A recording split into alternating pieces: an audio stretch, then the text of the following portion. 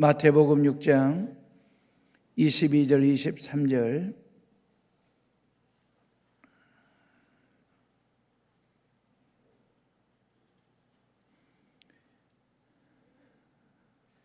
찾았으면 저랑 같이 22절 23절 읽습니다.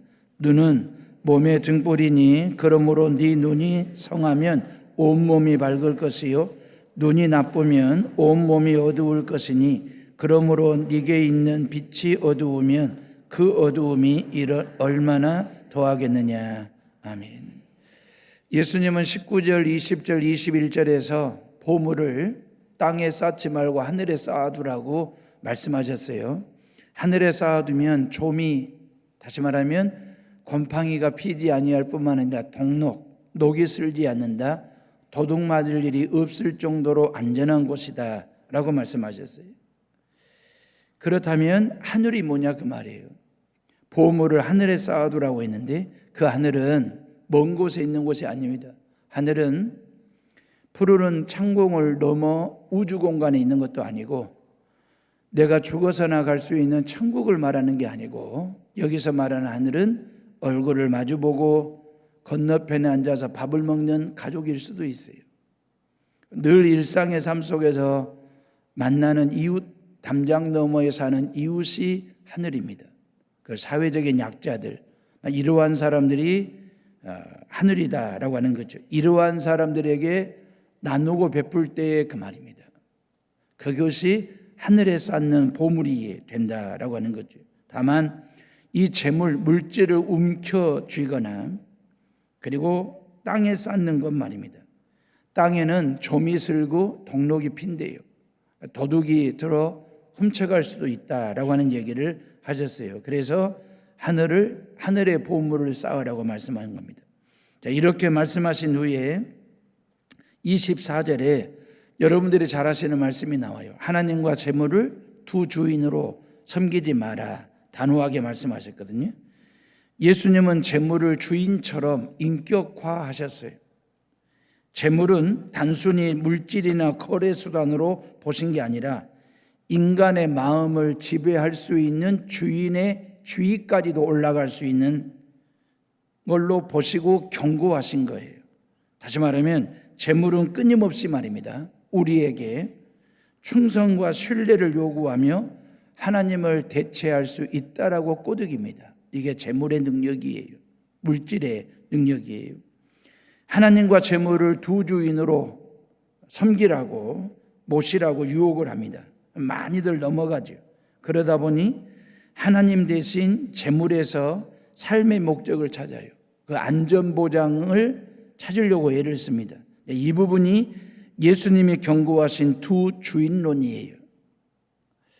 우상숭배 말입니다. 이런 이야기는 다음 주에 촘촘하게 하기로 하고 24절은 크리스천의 재물관에 대해서 예수님 나름대로 정리정론 하신 것 같잖아요. 결론으로. 이렇게 결론을 내리실 요량이라면 21절에 네 보물이 있는 곳에 네 마음이 있느니라. 그리고 22절에 바로 이 말씀 하나님과 재물을 두 주인으로 섬기지 말라고 바로 이어서 결론을 내리셔도 되는데 한 텀을 띄어요. 24절에 가서 얘기하세요.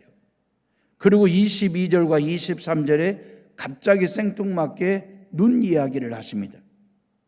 재물과 재물 사이에 눈 이야기를 끼워 넣듯이 그 말입니다. 문맥의 흐름상 생뚱맞은 감이 없지 않아 있습니다.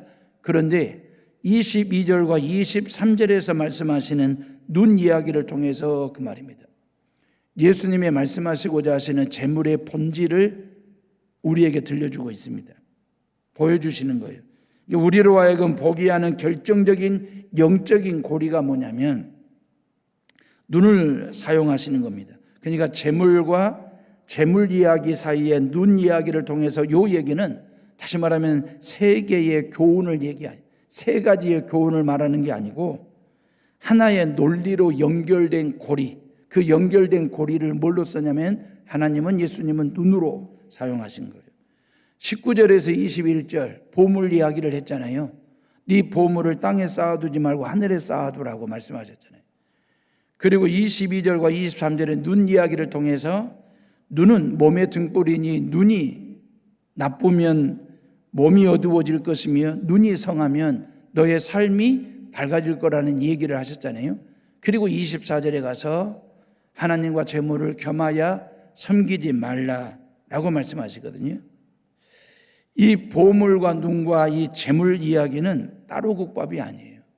이건 비빔밥이에요. 한 덩어리예요.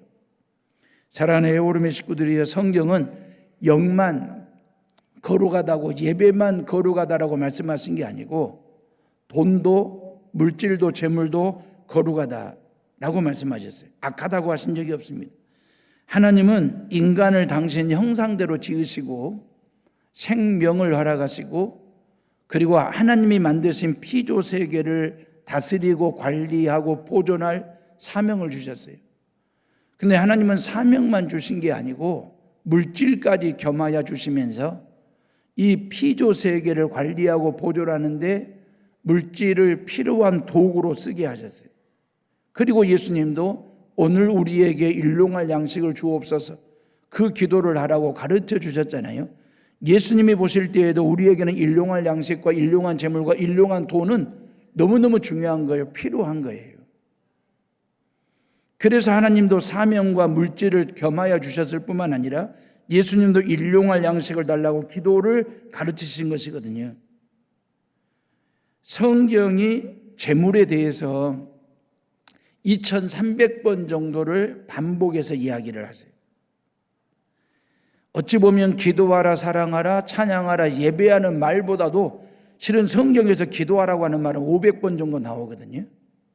근데 그것보다도 2300번 훨씬 많은 수에 걸쳐서 반복해서 재물에 대한 얘기, 물질과 돈에 대한 이야기를 하십니다. 이유가 뭐냐면 물질을 대하는 태도가 곧 그 사람의 영적인 상태를 보여주는 것이기 때문에, 그 마음의 중심을 어디에 두고 있는지를 반영하기 때문에 그랬습니다. 그래서 네 보물이 있는 곳에 네 마음이 있느니라 하신 거잖아요. 물질은 벌고 모으고 쟁이고 쥐고 보관하는 재화만이 아니라 내가 하나님과 세상을 어떻게 사랑하는지를 보여주는 바로미터 같은 거예요. 저 사람이 어떻게 물질을 쓰는가를 보면 이웃사랑이 어떤지, 하나님 사랑이 어떤지를 보여주는 바로미터예요.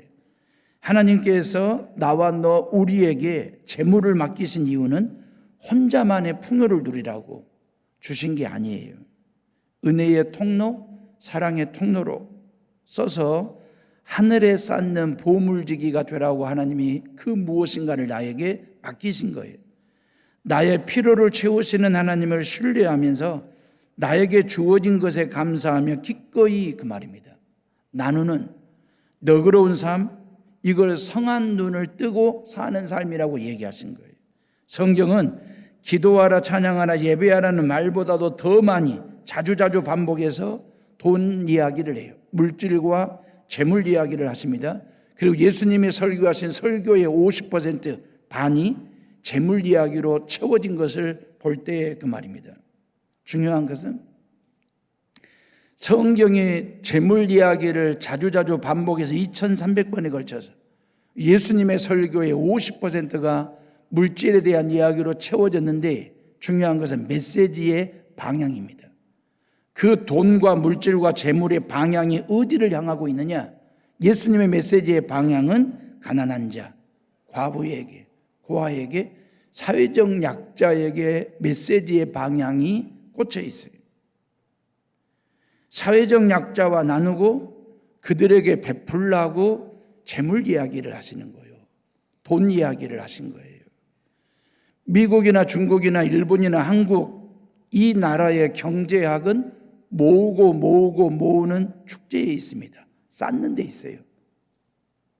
나라의 경제학은. 그런데 하나님 나라의 경제학은 모으고 모으는 축제에 있는 것이 아니라 하나님의 나라와 이웃을 위해서 흘려보내는 유통에 있어요. 하나님의 나에게 재물을 주신 이유, 물질을 맡기신 이유는 축제에 있는 게 아니에요. 모으라는 데 있는 게 아니에요. 쌓으라는 데 있는 게 아니고 너를 통해서 사방팔방으로 흘려보내는 유통에 있어요.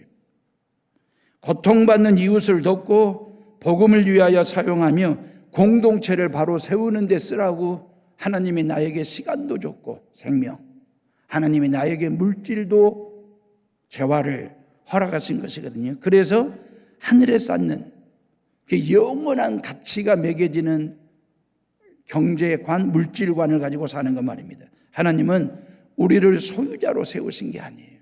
청지기로 세우신 거지. 하나님은 우리가 가진 자로 사는 게 아니라 나누는 자로 살기를 원하세요. 그래서 재물 이야기를 할 때마다 반복하시는 게 뭐냐면 너희를 위하여, 너희를 위하여 그래요. 19절에 너희를 위하여, 20절에 너희를 위하여. 우리는 돈 이야기는 하나님을 위한 말도 아니고 교회를 위한 메시지가 아닙니다. 너를 위한 메시지예요. 보물을 하늘에 쌓으라. 이 말은 교회를 위한 말이 아닙니다. 헌금하라는 말이 아니다 그 말이에요. 너 자신을 위해서 그 말입니다. 하나님은 너를 축복의 통로로 쓰고 싶다는 거예요. 은혜의 통로로 쓰고 싶다는 거예요. 그래서 내가 너에게 건강과 시간과 생명 줬고 너에게 재물과 물질과 보화를 주었다는 거예요. 그것이 너에게 고여 있으면 썩는다 그 말이에요. 하나님이 내게 주신 것 가지고 사방팔방으로 흘려보내는 유통업자처럼 그렇게 나누고 베푸는 일을 삶을 살아갈 때 그 재물이 보물이 되는 거예요. 재물을 보물처럼 쓰거라.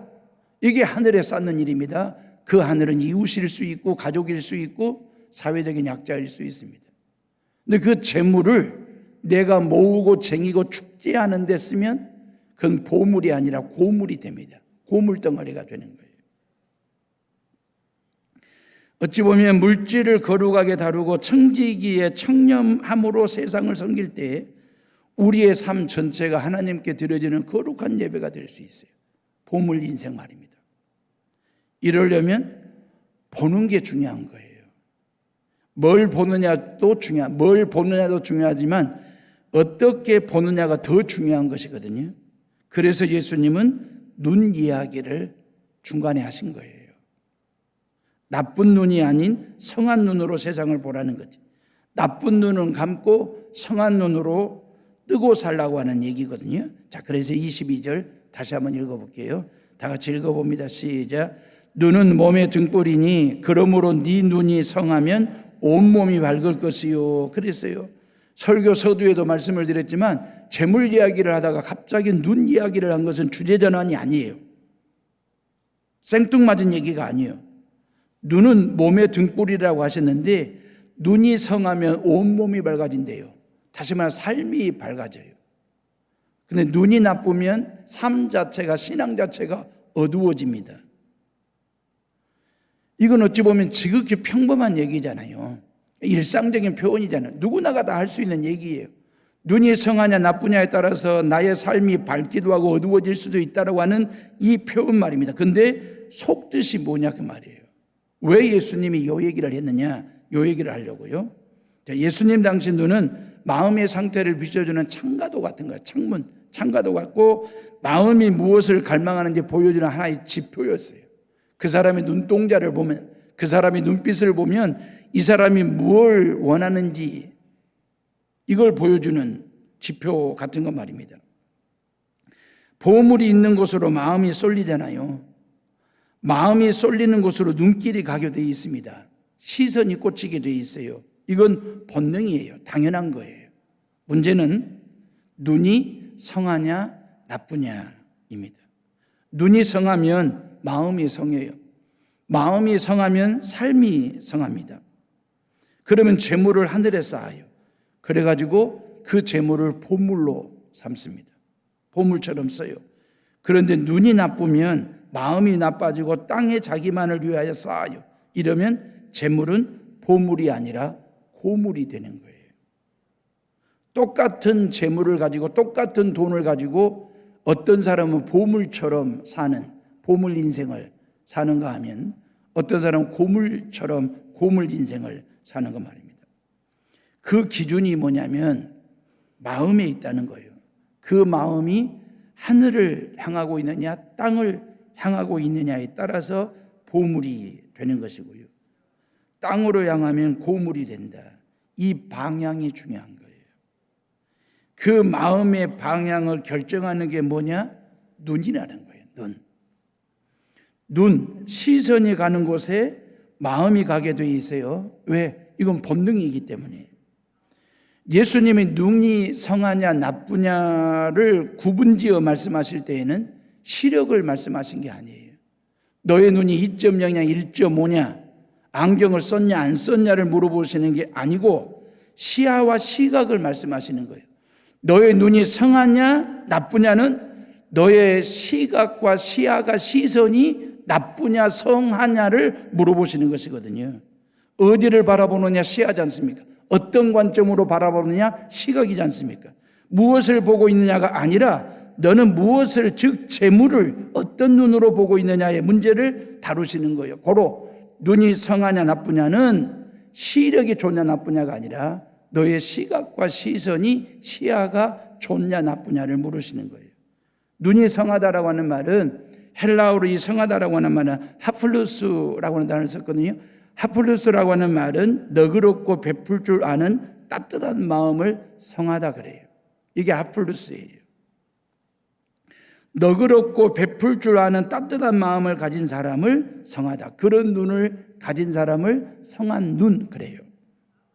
무엇을 본물로 삼느냐가 무엇을 바라보게 하는지를 결정하잖아요. 예를 들어 돈을 가장 중요한 것으로 생각하는 사람은 모든 것을 돈의 관점으로 해석을 합니다. 풀이를 해요. 적용을 해요. 사람을 보아도 나에게 도움이 되는지 안 되는지 그 관점으로 봅니다. 기회가 주어졌는데 얼마나 이익이 되는가. 교회를 보아도 내가 무엇을 얻을 수 있을까. 시간을 보아도 이 시간이 나에게 얼마나 유익한가. 모든 게 다 돈의 관점으로 해석을 하는 거예요.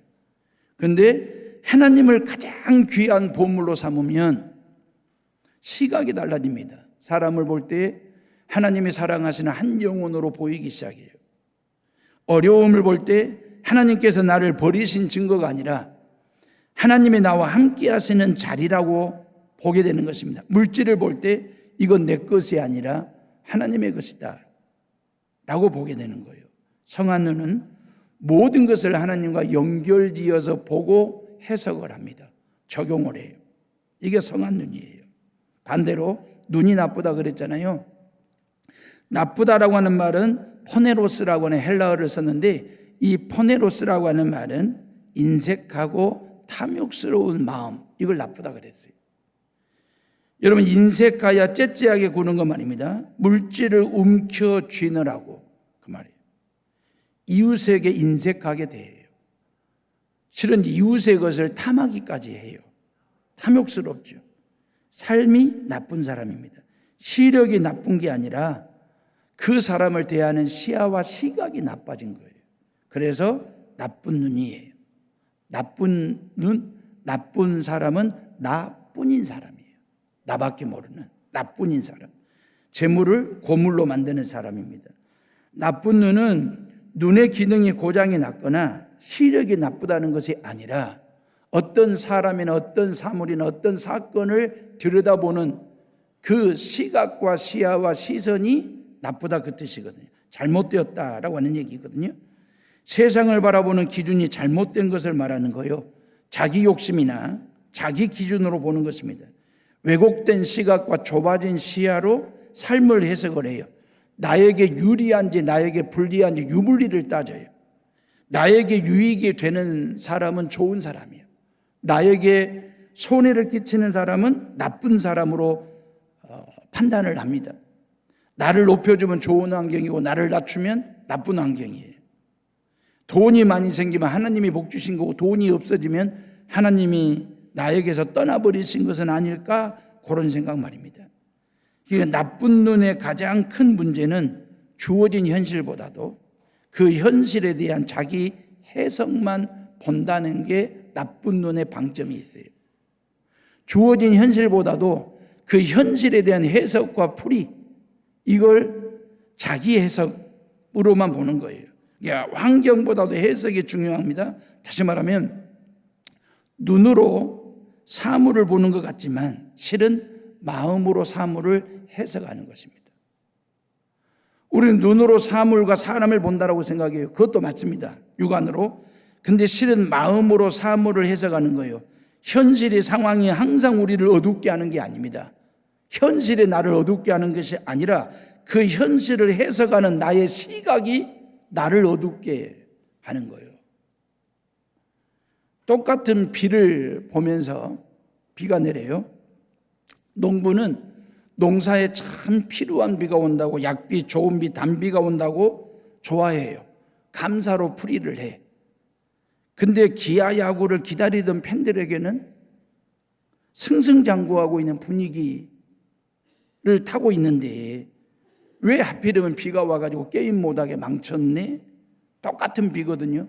밭에도 비가 떨어지고 야구장에도 비가 떨어져요. 근데 그 비에 대한 시각과 시선, 해석이 달라요. 시각차가 난 거지, 시력차가 아니라. 이것이 나쁜 눈의 무서움이에요. 나쁜 눈을 가지면 좋은 것도 좋게 보이지 않습니다. 하나님께서 복을 주셨음에도 불구하고 만족하지를 못해요. 왜냐하면 비교하는 눈을 가지기 때문에 그래요. 나쁜 눈은 반드시 비교하게 되어 있습니다. 나는 이것 받았는데 저 사람은 나보다 더 많은 걸 받았네? 이러면 내가 받은 은혜가 은혜로 보이지를 않습니다. 이게 나쁜 눈이에요. 비교하는 순간 내가 가진 은혜가 작아져요. 왜 작아진 것입니까? 하나님이 주신 은혜가, 은혜 자체가 작아서가 아니라 내 시야가 작아진 거예요. 나의 시선이, 내 시각이 잘못됐기 때문에 하나님의 은혜가 작게 보이는 것입니다.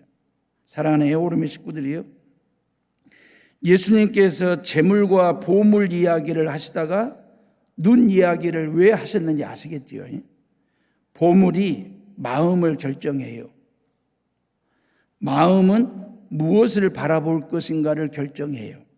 그리고 무엇을 바라보느냐가 인생 전체의 방향을 결정해요. 밝게 살 거냐, 어둡게 살 거냐, 보물 인생으로 살 거냐, 고물 인생으로 살 거냐. 그래서 눈 이야기를 통해서 그리스도인의 시각과 시야, 시선을 통해서 올바른 재물관을 말씀해 주고 싶어서, 알려주고 싶어서 눈 이야기를 하신 거예요. 민수기 14장에 보면 모세가 가나안 땅에 12명의 정탐꾼을 들여보내잖아요. 12명의 정탐꾼은 모두 똑같은 땅을 봤습니다. 40일 동안 둘러봤습니다. 똑같은 성벽을 봤습니다. 똑같은 안악자손들, 거인처럼 등치 큰 거인들, 안악자손들을 똑같이 봤습니다. 그들이 둘러봤던 가나안 땅은 똑같은 땅을 40일 동안 똑같은 눈으로, 똑같은 시력으로 똑같이 봤습니다. 근데 돌아와서 보고할 때는 시각차가 생겼습니다. 시선의 차이가 생겼습니다. 시야의 차이가 생겼습니다. 너무 컸어요. 모든 것을 결정짓는 것은 내 앞에 놓인 환경의 크기가 아닙니다. 가나안 땅의 상황이 아닙니다. 그 환경과 그 상황을 바라보는 우리의 마음의 눈, 시각의 차이입니다. 시선은 국어사전적 의미는 이래요. 눈길이 오랫동안 머무는 방향이자 마음이 고정된 장소, 이게 시선이에요. 10명의 정탐꾼의 시선은 견고한 성읍에 꽂힌 거예요. 그리고 안악자손들의 엄청난 거인된 몸 등치에 꽂힌 거예요. 그러니까 거대한 성벽과 그 안악자손으로 보면 볼수록 두려움이 생기고 불신앙이 마음속에 또아리를 든 겁니다. 이게 나쁜 시선이에요. 근데 여호수아와 갈렙의 시선은 성벽과 거인 안악자손을 똑같이 봤지. 그러나 그 성벽 너머에, 그 안악자손 너머에 계시는 하나님의 약속, 거기에 그들의 시선이 꽂혔어요. 애굽에 10가지 재앙을 내리시고 홍해바다를 쪼개신 그 하나님이 우리와 함께 하신다, 그 하나님의 전능하심을 가나안 땅에서도 보았어요. 성한 시선입니다. 시각은 사물을 바라보는 관점이나 자신과 세상을 정의하는 영적 해석 능력을 시각이라고 얘기해요. 10명의 정탐꾼들은 패배주의, 완벽한 성벽과 거대한 안악자손을 보고 패배주의라는 나쁜 눈의 렌즈를 낀 거예요. 우리를 스스로 보기에도 메뚜기 같으니 자학을 한 거죠. 자책을 한 것입니다. 우리는 그들에 비해서 우리는 메뚜기 같은 존재라고 자학을 한 거예요. 왜? 어둡죠. 세상의 눈으로 자신을 해석하니 그 말입니다. 세상의 눈으로 자신을 해석하니 자기들은 보잘것없는 존재로 자신들을 떨군 거예요. 낮추어 버린 거예요. 이게 나쁜 시선이에요. 그래서 여호수아와 갈렙은 하나님이 함께 하신다, 하나님의 능력이 우리에게 있다 라고 하는 이 믿음, 성한 눈의 렌즈를 끼고, 그래서 가나안 땅을 들여다봤더니 이런 담대한 고백이 나오잖아요. 그들은 우리의 먹이라고, 그들은 우리의 밥이라고. 똑같은 거인을 두고 10명은 자신들을 먹힐 메뚜기로 보았어요. 근데 두 사람은 하나님이 우리에게 차려주신 밥상이라고 본 거예요. 성한 시각입니다. 시야. 시야는 영혼의 지평이자 인생의 방향성을 결정짓는 눈의 높이와 넓이와 깊이를 시야라고 얘기하는 것입니다. 10명의 정탐꾼의 시야는 아주 좁았어요. 지금 당장 우리가 안전할 수 있을까? 저 사람들과 싸워서 우리가 이길 수 있을까? 이 좁은 시야 말입니다. 그 좁은 시야 속에, 생각 속에 자신들을 가두면서 과거에 애굽 땅에서 먹었던 그 음식, 애굽살이가 훨씬 좋았어 그러면서 공동체로 하여금 불만과 원망 속으로 이렇게 밀어넣는 일들을 했습니다. 이게 좁은 시야입니다. 나쁜 시야.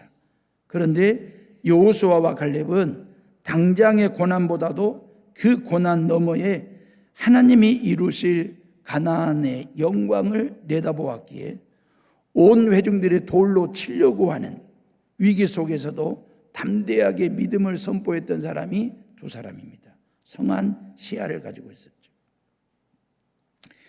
12명의 시선과 시야와 시각에 대해서 제가 한 줄 총평을 한다면 이런 겁니다.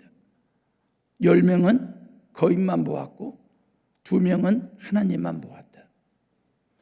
40일 동안 가나안 땅에서 거인만 본 10명과 하나님만 보았던 2명은 분명한 차이가 있습니다. 갈렙은 시야와 시선과 시각은 현실보다 더 크신 하나님을 봤죠. 이것이 믿음의 눈이에요. 이게 성한 눈입니다.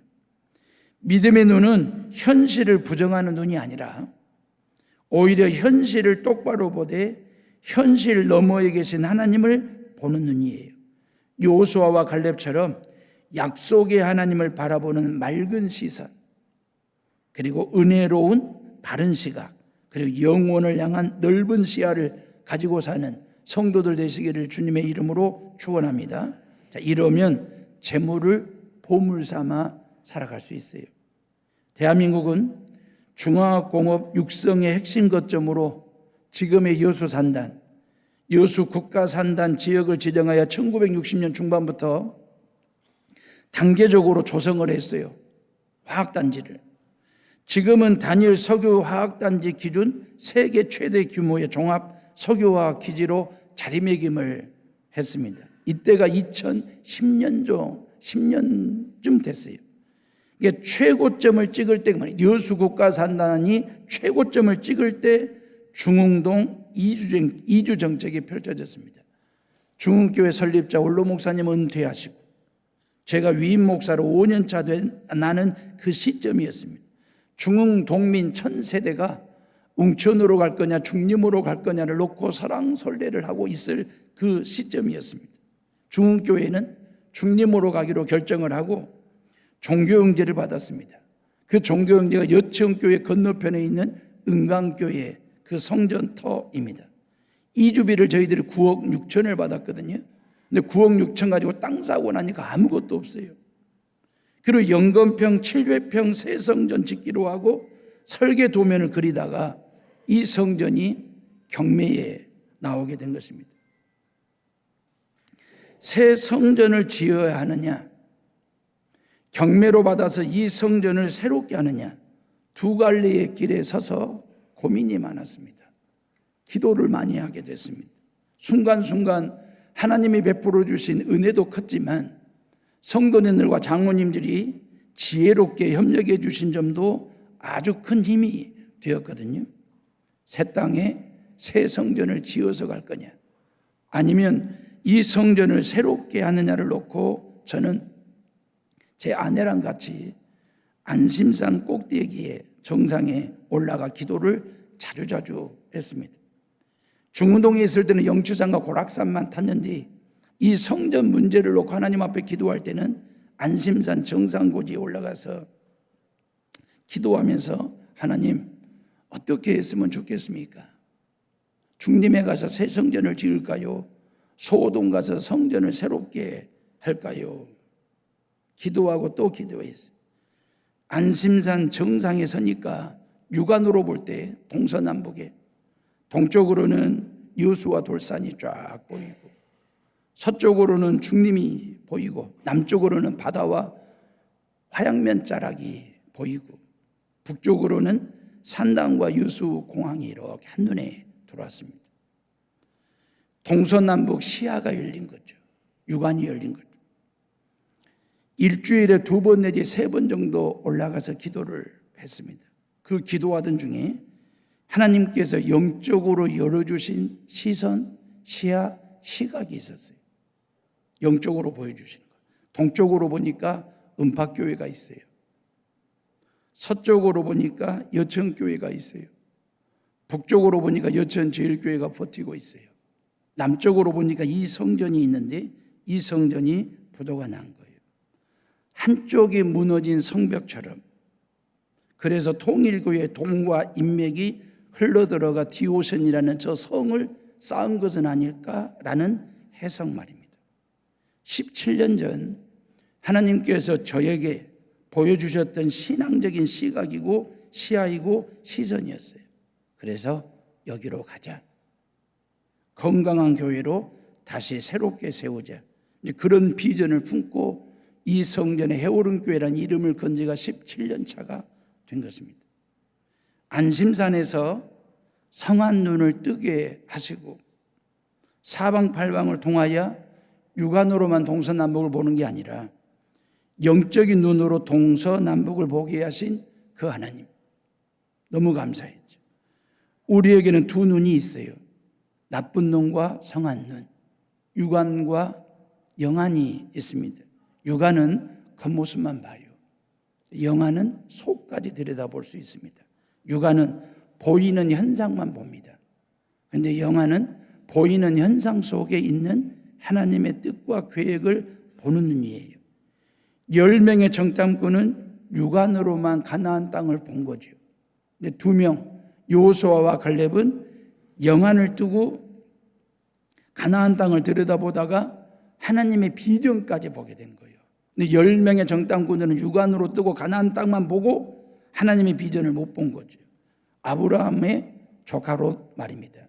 그 조카 롯은 육안을 뜨고 기름진 땅 소돔과 고모라를 선택을 했습니다. 너무 보기 좋았거든. 그게 나중에 멸망받을 땅인지를 못 봤던 거지. 현재만 본 것입니다. 조카 롯은. 근데 삼촌 아브라함은 영안을 뜨고 젖과 꿀이 흐르는 가나안의 미래까지 본 거예요. 조각과 로댕은 청년 제자들과 함께 산행을 하다가 올라가는 산 중간 지점에 큰 바위 덩어리 하나가 버티고 있는 걸, 꽂혀 있는 걸 봤어요. 청년 제자들은 귀찮다고, 그리고 힘들게 길을 가로막고 있다고 아주 싸나운 눈빛으로 쏘아대고 입으로 투덜댔습니다. 그때 조각과 로댕은 귀찮은 돌이 아니라 인생을 고민하는 젊은이가 이 안에 있다라고 본 거죠. 그래서 작품, 다시 말해 로댕은 화강암을 정으로 쪼고 깨내고 쳐내고 갈고 닦았어요. 그랬더니 귀찮게만 느껴졌던 화강암 안에 생각하는 사람이라는 세계적인 걸작품이 만들어졌어요. 육안을 넘어 지안이 작동된 거죠. 지혜로운 눈 말입니다. 길을 막고 있는 바위를 보는 눈이 성치 못하면 장애물로 보인 거죠. 청년 제자들에게는 고물처럼 보인 거죠. 그런데 로댕의 눈은 성하야 그 말이에요. 지안이 열렸기에 보물처럼 다뤄가지고 생각하는 사람 명작을 만들어냈습니다. 주전자에 물이 펄펄 끓어. 여러분들은 뭘 생각하십니까? 주전자에 물이 펄펄 끓을 때 커피 한 잔 타 마실까? 아니면 컵라면 하나 끓여서 먹을까? 이럴 수 있잖아요. 아주 평범하고도 소소한 행복감이잖아요. 근데 와트는 말입니다. 물 끓는 주전자를 보고 증기기관차를 봤어요. 그리고 만들었어요. 천둥번개가 치면 무섭죠. 겁나고 놀라기도 하고. 근데 프랭클린은 이 천둥번개 치는 걸 보면서 세상을 어두움으로부터 밝게 해줄 전기가 만들 수 있겠다. 그 전기를 봤어요. 여러분, 와트와 프랭클린은 유감만 뜬 것이 아니라 지안을 떴기 때문에 펄펄 끓는 주전자를 보면서 증기기관차 기차를 봤고 만들었고, 프랭클린은 천둥번개를 보면서 전기를 만들어내 이 지구촌 후손들에게 보물을 만들어준 사람들이에요. 기차와 전기 말입니다. 사랑하는 에오름의 식구들이요, 죄인들을 바라보시는 예수님의 시선과 시각은 어땠을까요?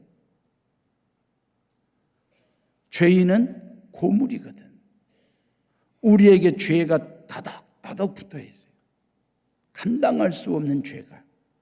그런 죄인에게 예수님의 구원의 시선이 꽂힌 거예요. 죄사함의 시선을 꽂으신 거예요. 그리고 죄인들의 모든 죄값을 예수님께서 당신 목숨값으로 피값으로 지불하셨어요. 그리고 우리로 하여금 죄의 고물된 인생에서 하나님의 자녀됨의 보물 인생으로 바뀌게 바꿔놓으셨어요. 누가? 예수 그리스도께서. 뭘로? 시선으로, 시각으로, 시야로. 바리새인들과 종교 지도자들은 나쁜 눈을 가지고 있는 사람들이었어요. 죄인들을 볼 때 율법의 잣대로 들이댄 거죠. 이 사람은 좋은 사람이나 나쁜 사람이다. 자격이 있다 없다를 평가했거든요. 율법의 잣대로. 근데 예수님의 시선은 달랐어요. 길 잃은 양으로 보시고 불쌍히 여기셨어요. 그리고 붙들어 주셨어요. 품어 주셨어요. 은혜의 시선을 가지신 거죠. 죄인을 반드시 죄 가운데서 구원해야 할 사람으로 예수님은 보신 겁니다. 나쁜 눈은 사람의 현재의 모습이나 과거의 실수만을 봅니다. 외형적인 모습만을 봅니다. 나쁜 눈은. 그래서 삭개오는 매국노였어요. 삭개오는 버림받을 죄인이었어요. 그러나 예수님의 시선은 그 삭개오 안에 숨겨진 가치와 변화될 미래를 꿰뚫어 보셨어요. 그게 예수님의 시선이에요. 모두가 다 삭개오를 매국노라고 죄인이라고 치부할 때, 외면할 때 예수님은 그 삭개오의 내면 속을 들여다보시고 그 숨겨진 가치와 변화될 미래를 꿰뚫어 보신 거예요. 나무 위까지 올라가는 그 열정 있는 남자의 패기, 그 삭개오의 갈급함을 봤어요. 그리고 삭개오와 잠자리를 같이 하시고 너는 아브라함의 후손이라고 인정해 주셨어요. 삭개오는 고물처럼 취급을 받았거든요. 버림받은 인생처럼, 매국노로. 그런데 예수님의 따뜻한 시선이 머물고 구원받아야 될 시각이 정해지고 아브라함의 자손이라는 시야가 열리는 순간 보물 같은 존재가 됐어요. 삭개오가. 이런 예수님의 시선, 이런 예수님의 시야와 시각이 지금 이 시간 이 예배를 드리고 있는 저와 여러분들에게 꽂혀 있습니다. 왜 그러실까요?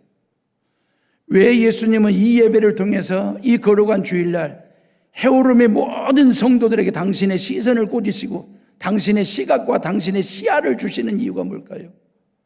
세상으로 나아가 다시 말하면 예수님의 시선과 시각과 시야를 받아본 사람만이, 가진 사람만이, 꽂혀본 사람만이 세상을 적용할 때, 풀이할 때, 해석할 때 모든 사물과 사건과 사람을 풀이하고 해석하고 적용을 할 때 예수님의 시선과 예수님의 시야와 예수님의 시각을 가지고 그 사람을, 그 사물을, 그 사건을 해석, 풀이, 적용할 수 있는 사람이 되기 때문이에요. 저와 여러분들의 한 주간의 삶이 그렇게 될 수 있기를, 예수님의 시선과 시야와 시각을 가지고 살면 여러분들의 삶이 보물이 됩니다. 보물 인생이 된다라고 하는 사실을 믿고 세상으로 나아가시기를 주님의 이름으로 축원합니다. 우리 이 시간 다 같이 조용히 묵상하며 기도합니다.